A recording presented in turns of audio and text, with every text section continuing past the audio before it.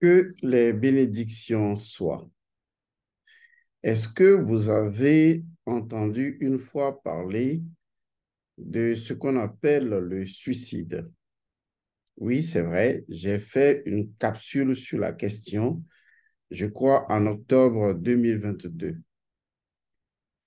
Mais ce n'est pas de ce sujet que j'aimerais parler, du moins je voudrais parler de la même thématique, mais pas de son sujet tel que je l'avais abordé il y a plusieurs mois. Je voudrais juste attirer votre attention sur l'énergie qu'engendre au sein de votre lignée de sang et donc au sein de votre sang, l'énergie qu'engendre le suicide.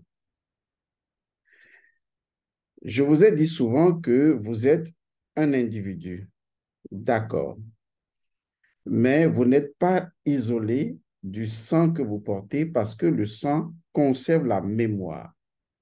Puisque le sang est Osiris, Osiris est d'abord fondamentalement le Nun, donc naturellement la mémoire, puisque l'eau, de façon symbolique, est caractéristique justement de mémoire.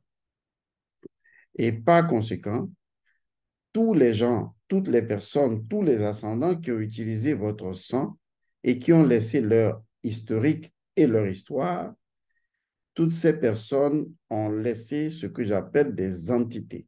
Une entité, c'est une structure énergétique dont le fonctionnement est récurrent. À partir de ce moment, vous comprenez naturellement que toute l'histoire de chaque personne ayant utilisé ce sang que vous portez est inscrite justement dans votre sang. Et si dans la lignée de votre famille, il y a eu ne serait-ce qu'un suicide, que quelqu'un se soit suicidé, cela signifie clairement que vous disposez au sein de votre sang cette énergie de suicide. Alors, qu'est-ce que cette énergie va engendrer, étant donné que la personne ou les personnes entrent dans ce qu'on appelle une union ancestrale, ou même s'il n'y a pas union ancestrale, il faut veiller à corriger dans votre lignée de sang la problématique du suicide. Et laissez-moi vous dire une chose très simple. Toutes les familles, quelles qu'elles soient, sans aucune exception, possèdent une énergie de suicide. Ça veut dire qu'à un moment donné, un membre de votre lignée de sang, aussi loin que vous pouvez remonter, il y en a eu qui se sont forcément suicidés. Si il n'y en a pas eu dans votre lignée de sang directe, il y en a certainement eu lorsque vous avez décidé de croiser votre sang avec le sang de votre femme ou de votre mari, ou lorsque les grands-parents, les parents des parents des parents de vos parents ont eu à croiser leur sang pour en arriver à vous aujourd'hui. Et donc, logiquement, eh bien, naturellement, il y a toujours cette énergie de suicide dans votre sang.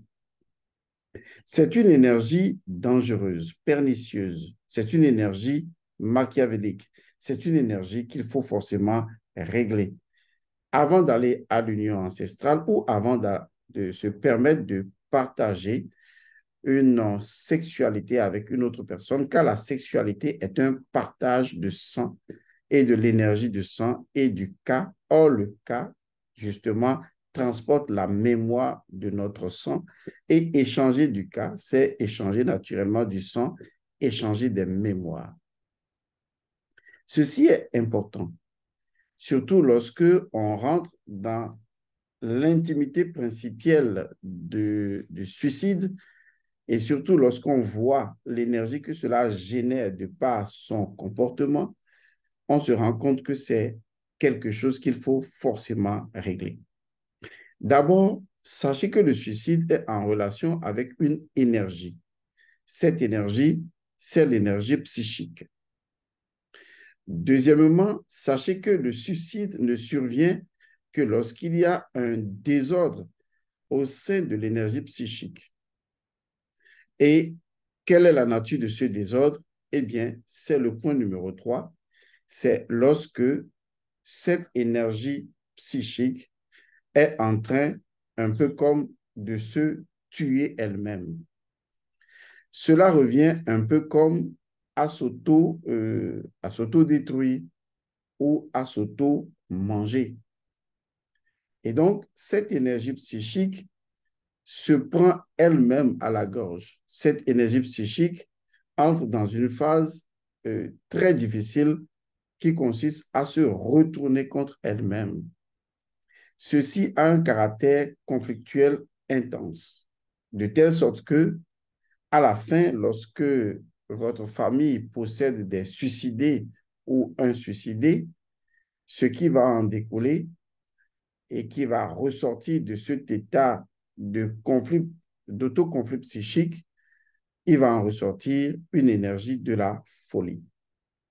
Ça veut dire que dans votre famille, beaucoup de personnes ou des personnes peuvent être sujettes à la folie, à la débilité mentale, à la démence ou naturellement au surmenage. Donc, ce sont des personnes qui auront une certaine fragilité mentale.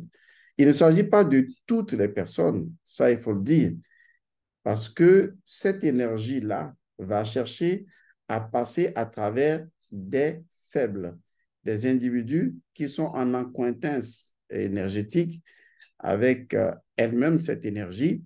Et c'est là que cette énergie va trouver des partenaires, des gens qui partagent justement sa nature. Et dans ce partage, et cette énergie va affecter et donc infecter un individu dont la nature lui est similaire. Et c'est en ce sens que vous devez comprendre que même les pathologies se réincarnent. C'est-à-dire que les pathologies prennent forme et changent de forme. Et que un suicidé dans une famille laisse une énergie très fragile au niveau psychique, une énergie de folie, une énergie de conflit psychique, et que cette énergie devra trouver forcément une personne qui va porter cette énergie, et cela peut engendrer soit des cas de suicide répétés, soit des cas de folie ou naturellement d'autres cas. Et donc, ce sont des choses qu'il faut régler. Il faut les régler avec non seulement les mannes ancestrales, mais il faut les régler avec les ancêtres. Parce que laissez-moi vous dire une chose qui va peut-être vous étonner. Ce n'est pas parce que les ancêtres ne sont plus dans le corps physique qu'ils sont guéris pour autant. Il ne faut pas se tromper là-dessus. Je vous ai déjà dit que l'état psychique, l'état physique, l'état spirituel dans lequel un défunt s'en va est un état dans lequel il demeure. Ça veut dire que si ce patient ou si ce défunt meurt avant d'avoir expérimenté un état de conscience spirituelle, eh bien, il part dans cet état dans lequel il ne l'a pas encore réalisé. Donc, il ne s'agit pas de croire ou de se faire accroire l'idée absurde selon laquelle si quelqu'un meurt, il peut atteindre le nirvana.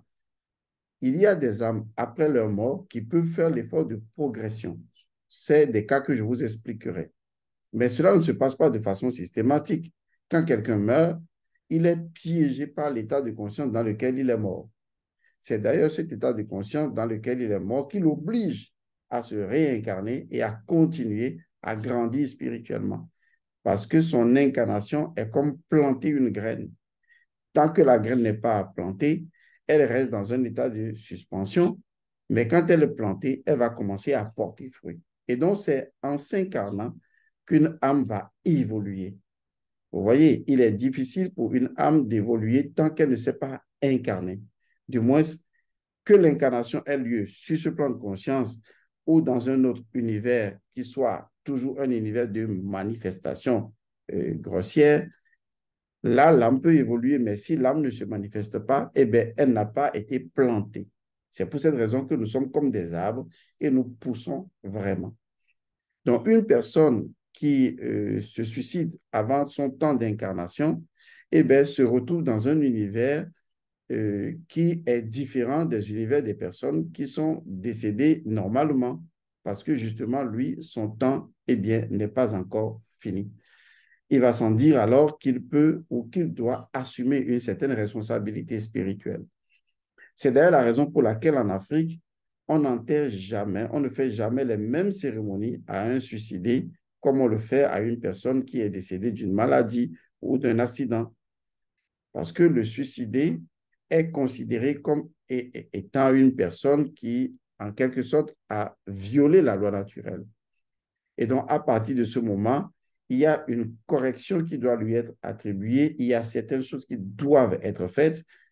Autrement, eh bien, à sa mort, ce défunt ou cette âme va errer pendant un temps dans un univers avant de pouvoir retrouver un corps et se réincarner. Et là encore, le retrouver un corps signifie que cette personne peut s'incarner et ne terminer qu'une petite portion de son existence. Là, vous aurez affaire à un jeune qui meurt très tôt parce que justement, il s'est juste incarné pour finir une portion d'incarnation qui n'était pas parachevée.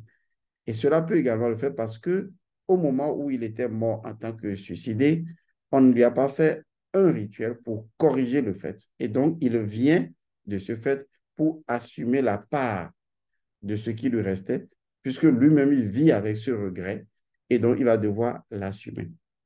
Ceci laisse dans ce sang que la personne a porté une certaine malfaisance, une certaine négativité, parce qu'à un moment donné, parce qu'il s'est suicidé dans ce sang, par ce sang, avec ce sang, eh bien, tous ceux qui portent ce sang se sont vus distribuer cette énergie. Maintenant, reste à savoir celui qui est plus fragile et qui va récupérer cette énergie et à un moment donné va finir donc par l'exprimer sous forme de déséquilibre psychologique et donc de démence, de folie, ou à la limite, eh bien, cela va engendrer un autre suicidé. C'est d'ailleurs la raison pour laquelle il faut corriger cela. De façon systématique, vous devez travailler sur votre sang et corriger cette énergie de suicide. Que vous vous prépariez à une union ancestrale ou pas, vous êtes obligé de le faire, ne serait-ce que pour corriger, stabiliser, annuler, n'est-ce pas, ce problème, cette situation de suicide dont l'énergie reste dans votre sang. Maintenant, je vais vous faire un peu une caricature, aussi grossière soit-elle, de la façon dont, justement, fonctionnent et les mannes ancestrales et les ancêtres et naturellement vous, qui êtes un héritier ou un descendant des ancêtres. Et cela vous donnera une idée pour comprendre comment les choses progressent dans votre vie ou comment, justement, les choses ne progressent pas. Alors, suivez-moi bien. Je me répète, l'exemple que je vais donner est grossier, mais il est explicatif de la façon dont vous pouvez être bloqué dans votre vie parce que vous ne faites pas les choses comme il faut. Et donc, voici l'exemple. Imaginez une route, d'accord? Une route à sens unique. Donc, la route fait peut-être, je dis n'importe quoi, dans sa largeur, peut-être, disons, 6 mètres. Et donc, logiquement, 5 ou 6 mètres ou moins, logiquement, il n'y a pas de possibilité pour une voiture de faire, de passer dans l'autre sens. Imaginez d'ailleurs qu'il y a des contours qui sont au bord de la voie, qui sont surélevés pour empêcher justement toute voiture de sortir et d'aller dans une autre rangée. Vous imaginez la scène. Donc, en fait, les voitures sont dans un couloir et ce couloir ne permet pas de sortir une voiture et d'aller dans un autre couloir. Imaginez maintenant que vous êtes, en tant qu'héritier porteur de ce sang, vous êtes la queue, justement, d'une suite illimitée de voitures de catégories différentes qui se trouvent devant vous. Donc, admettons que devant vous, vous avez une voiture, une autre voiture, une autre voiture, une autre voiture de marques différentes. Et donc, toutes les voitures s'alignent et justement, vous ne voyez pas le bout des voitures. Est-ce que là, c'est bon pour vous? OK. Donc, les voitures forment un peu comme un serpent. Et donc, toutes les voitures sont à l'intérieur de cette voie encadrée sur tous ces bords et donc il n'y a pas possibilité pour les voitures de sortir de cette route. Imaginez également que les voitures continuent tellement qu'il se pourrait que les voitures fassent un cercle et se rejoignent derrière vous. On n'en sait rien. Mais ce qui vous intéresse, vous, c'est devant vous, puisque de toute façon, vous êtes obligé d'avancer dans cet embouteillage métaphysique. Jusque-là, c'est clair. Donc, vous êtes la queue de cet embouteillage métaphysique. Vous avez des voitures qui s'alignent devant vous jusqu'à l'infini et vous ne voyez pas le bout des voitures, mais une chose est sûre, vous, vous êtes la queue et tant que les autres voitures avancent, eh bien, vous avancez. Si les autres voitures n'avancent pas, vous n'avancez pas. Et vous ne pouvez pas sortir de la route parce que vous avez l'encadrement qui vous empêche de passer, de sortir de la route et donc vous n'avez pas le choix, vous êtes coincé. Alors, revenons maintenant à une autre idée. Cette idée-là, conservez-la et voyez que, en fait, de l'autre côté, il y a également un autre couloir dans lequel se trouvent d'autres voitures qui ne sont pas comme vos voitures de l'autre côté et c'est ainsi de chaque côté de façon infinie, de façon illimitée. Vous voyez la scène. Il y a aussi il n'y a pas la possibilité de reculer, d'accord, pour prendre une autre route à l'envers, puisque vous ne pouvez pas tourner, vous ne pouvez pas faire marche arrière, vous devez forcément avancer. Vous voyez l'image. Maintenant, précisons les choses. C'est quoi les voitures et c'est quoi la route? Il faut expliquer pour que les gens se situent bien. La route, ce sont les mannes ancestrales. Les voitures, ce sont les ancêtres. Comme je le dis dans la formation sur les mannes ancestrales, je vous expliquerai, je vous ferai la différence entre les deux et comment les principes premiers des deux fonctionnent. Mais pour le moment, je vous donne une image. La route, ce sont les mannes ancestrales et naturellement, les voitures qui s'échelonnent à l'infini devant vous, ce sont les ancêtres. Donc, ces voitures étaient bien là avant vous et vous êtes là que. Maintenant, là où se trouve la compréhension de notre affaire, c'est que vous remarquez que vous êtes obligé d'avancer, donc d'évoluer, de progresser. Mais si les voitures qui sont devant, eh bien, n'avancent pas, vous n'avancez pas, ça se comprend. Mais si ces voitures avancent, eh bien, vous devez pouvoir également avancer. Mais la route, elle ne vous empêche pas du tout d'avancer. Alors, comment fais-je alors pour faire avancer les autres voitures? Normalement, dans un embouteillage physique, eh bien, je vais klaxonner. Et quand je klaxonne et que je fais des jeux de phare, qu'est-ce qui va se passer? Les autres vont devoir avancer. Et donc, considérez les jeux de phare et les klaxons que je vais donner comme étant justement des rituels que je dois faire. Parce que justement, là où se trouve le problème, c'est que si la voiture qui est devant moi et la voiture qui est devant la voiture qui est devant moi, si ces voitures ne communiquent pas avec les autres voitures, c'est que forcément, on n'avancera pas. Donc, je suis obligé, moi qui suis à la queue, c'est moi qui dois faire avancer les autres voitures. Ça pose un problème énorme. Ça veut dire que les autres voitures n'avancent pas, ne bougent pas. Les autres voitures attendent. Je suis la tête donc du train. Je suis un peu comme la locomotive, si c'est le nom qu'on donne, et c'est à moi de faire avancer toutes ces voitures. Et donc, je suis là. Je fais comment pour faire avancer ces voitures? Et donc, je vais tout de suite m'intéresser à la voiture qui est devant moi. Je vais devoir klaxonner à cette voiture. Je vais devoir lui faire des jeux de phare ou l'interpeller à la limite en lui disant d'avancer. Et donc, cette voiture également va devoir dire à la voiture qui suit d'avancer, qui va dire à l'autre voiture qui suit d'avancer, d'avancer, d'avancer. Et ainsi, petit à petit, eh bien, toutes les voitures finiront par se donner l'information et avancer. Imaginez alors que ce jeu de klaxon et ce jeu de lumière, de jeu de phare que je fais, c'est ce qu'on appelle les rituels. Est-ce que vous commencez à comprendre? Cela veut dire qu'à travers les rituels et dans les jeux de phare et de klaxon, je vais pouvoir me connecter à la voiture qui est devant moi, donc à mon ascendant immédiat, à l'ascendant de son ascendant, de son ascendant, de son ascendant. Et justement, eh bien, toutes les voitures vont recevoir l'information. Et ça, c'est intéressant. Parce qu'une fois que je fais ce jeu de klaxon et que toutes les voitures sont connectées, eh bien, les voitures sont obligées d'avancer. Et quand les voitures avancent, et même si certaines voitures n'avaient pas avancé alors qu'il y avait de l'espace, eh bien, elles sont obligées d'avancer quand même.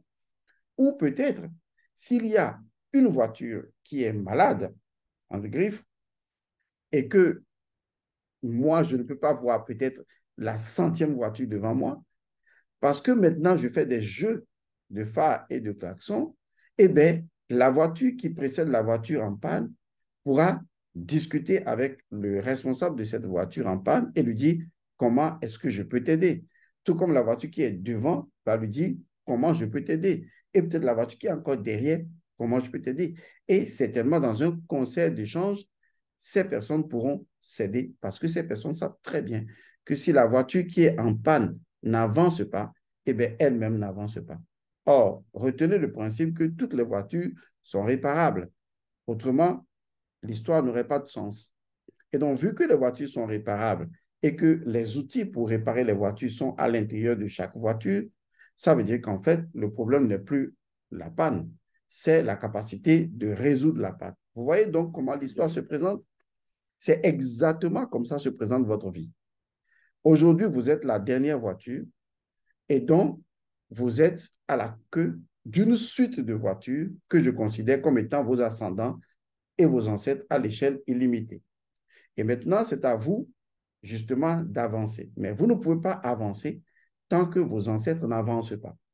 Mais pour que vos ancêtres avancent, vous devez leur faire signe et créer une connexion et donc retrouver votre identité à travers un certain nombre de rituels, les informer que maintenant vous aimeriez que vos ancêtres vous ouvrent le chemin.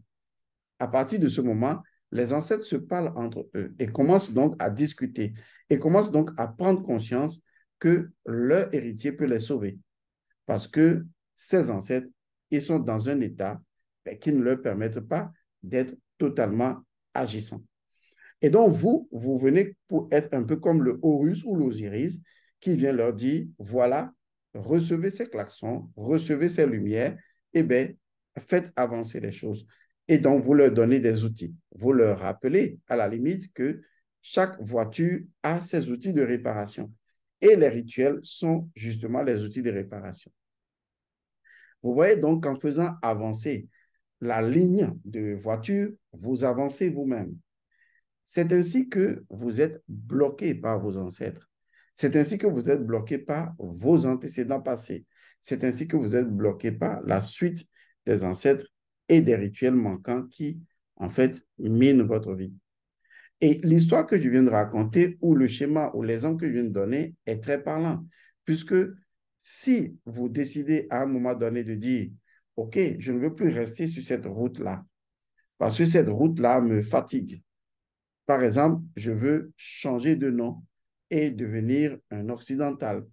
Et donc, vous décidez de sortir de cette route et d'aller sur une autre route. Dans ce cas, vous ne sortez pas avec la voiture. Or, la voiture représente justement un état de conscience qui est en relation avec votre lignée de famille.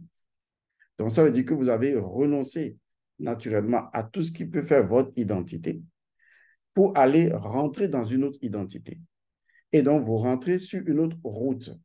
Et quand vous rentrez sur cette route, vous constatez que ben, c'est différent. Mais vous vous immersez quand même dedans. Et vous faites Caïn. Mais une chose est sûre, eh bien, cette route ne contient pas vos ancêtres. Cette route ne contient pas vos ascendants. Vous allez avancer avec un autre, qui sont ses ascendants, mais où est votre place? Vous n'avez pas de place. Tôt ou tard, vous serez rejeté parce que vous ne serez pas reconnu. Tôt ou tard, vous redeviendrez esclave et vous ne serez jamais libre. Parce qu'une chose est sûre, vous n'avez pas de voiture là-bas. Vous êtes simplement en train de faire du covoiturage ou d'avancer caïn avec quelqu'un d'autre qui a sa voiture et à qui vous dites, pardon, s'il te plaît, laisse-moi entrer dans ta voiture. Et l'autre dit, oui, entre dedans. Mais ce n'est pas ta voiture. Parce que ça, c'est sa voiture. C'est sa voiture parce que ça appartient à sa lignée de sang. C'est sa goutte de sang. Tu as laissé ta goutte de sang qui t'identifie à ta famille, tu l'as laissée. Donc, tu as laissé ta voiture dans ta lignée de sang. Ta voiture est vide et tu vas rejoindre une autre lignée de sang pour dire que tu te connais. C'est faux. Maintenant, de l'autre côté, tu as créé un problème. Puisque tu n'es pas dans ta voiture et que tu n'es pas présent, qu'est-ce qui va se passer finalement? C'est que les enfants de tes enfants qui vont venir et qui vont devoir rester d'abord dans la ligne de leurs ancêtres, ben, vont remarquer qu'il y a une voiture devant qui est vide. Et cette voiture étant vide, ça les empêche d'avancer. Alors que peut-être d'autres voitures ont avancé, mais c'est cette voiture qui n'avance pas parce qu'il n'y a pas de conducteur. C'est ce qui se passe lorsque vous avez renoncé à vos traditions pour épouser d'autres traditions. Vous avez laissé votre voiture vide et elle n'avance pas. Et donc, quand vos enfants arrivent, ils essaient d'avancer, mais ils sont bloqués. Pourquoi? Parce qu'il y a une voiture, seule d'un ancêtre ou du père, qui n'a pas bougé sur la ligne ancestrale. Et donc, justement, eux, ils sont bloqués à cause de lui. C'est en cela que vous revenez nous voir et on vous dit, allez corriger ceci. Et donc, étant donné que le principe de base est le suivant, à savoir que chaque voiture possède les outils de sa propre réparation, eh bien, c'est là que justement, vous allez aider la voiture qui est devant vous, eh bien, à se réparer. Et comment ça va se passer? C'est très simple. Vous allez restaurer, n'est-ce pas, vos ancêtres égarés, on va le dire comme ça. Vous allez les ramener dans leur voiture pour qu'ils occupent la place dans leur goutte de sang de voiture et puissent logiquement avancer. Et en avançant, vous aussi, vous avancez. C'est pour cette raison que je vous ai dit, libérez vos ancêtres. Parce que si vous ne les libérez pas pour les repositionner dans le champ énergétique qui est le vôtre, dans vos mannes ancestrales et sur la route qui est la vôtre, eh bien, vous serez toujours bloqué. Maintenant, est-ce que vous avez compris le schéma? Revenons maintenant à l'adaptation selon laquelle, dans l'une des voitures, eh bien, il y a eu peut-être un suicidé. Ça veut dire que celui-là, cet ancêtre, eh bien, a créé un conflit, c'est-à-dire il a réveillé une énergie psychique qui est devenue complètement instable. Donc, cette énergie sarcophage d'elle-même ben, crée une énergie d'autodestruction interne, n'est-ce pas, à l'énergie spirituelle ancestrale. Or, il faut que quelqu'un porte cette énergie, ou peut-être que quelqu'un l'a déjà portée. Pour rectifier la chose, il faut savoir que le principe de base, c'est que chaque voiture possède tous les outils nécessaires à sa réparation.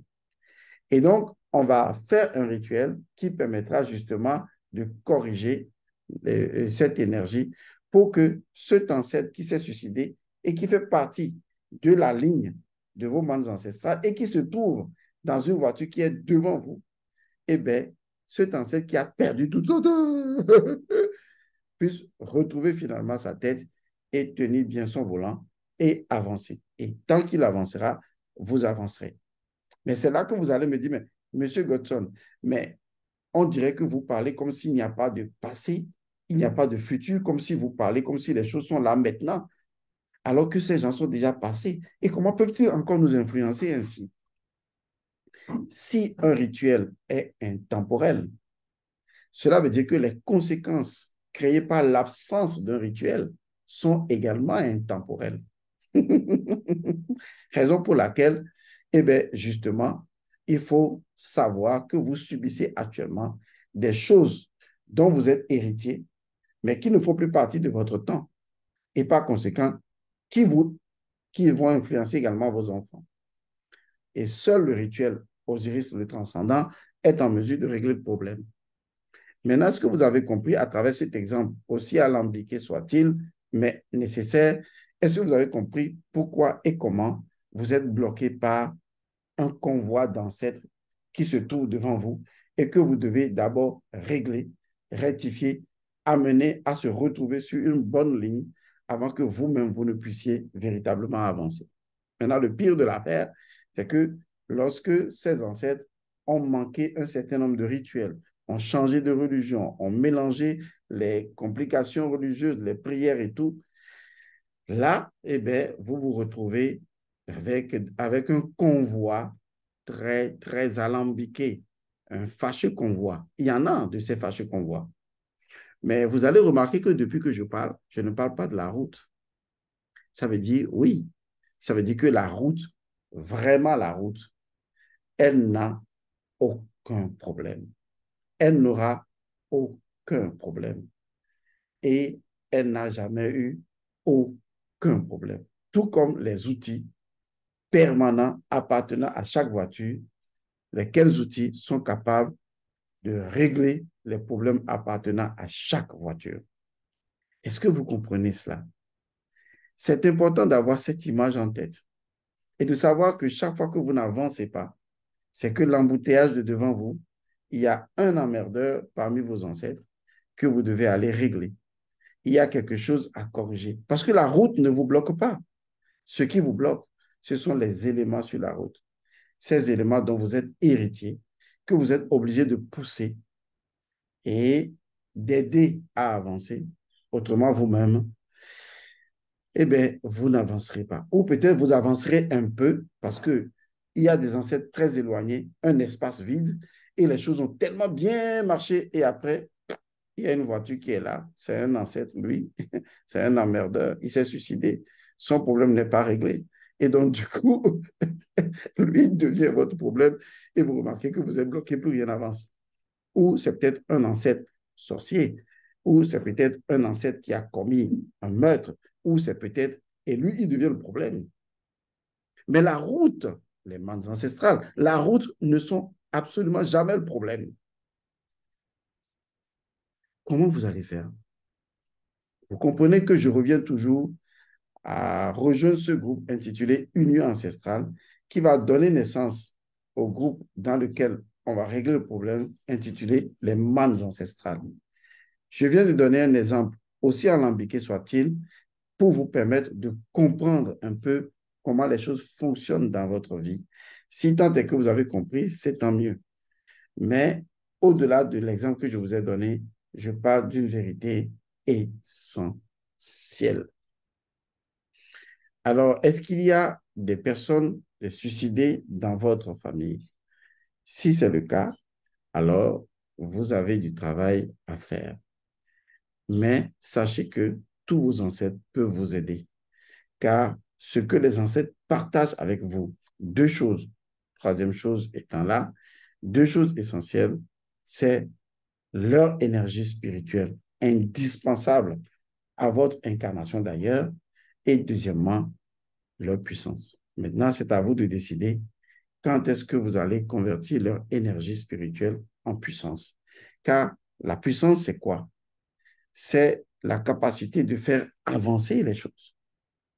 Et donc, si vous manquez de puissance, c'est parce que justement, cette énergie ancestrale ne vous appartient pas intégralement. C'est à vous de faire ce qu'il faut. Je vous remercie et je vous retrouve dans une autre capsule prochainement.